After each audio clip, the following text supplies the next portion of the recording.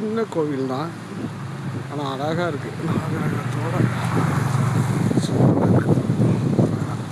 இங்கே ஒரு ஆஞ்சநேயர் சன்னதி சூப்பராக இருக்கார். ஆஞ்சநேயர் அழகாக இருக்குங்களா?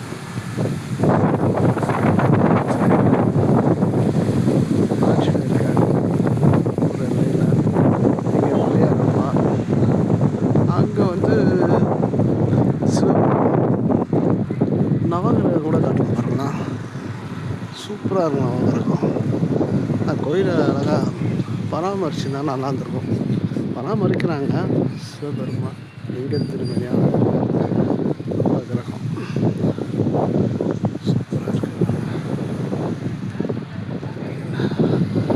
அப்படியே ஒரு ஆலமரத்துக்கு கீழே இருக்கார் சிவபெருமான்.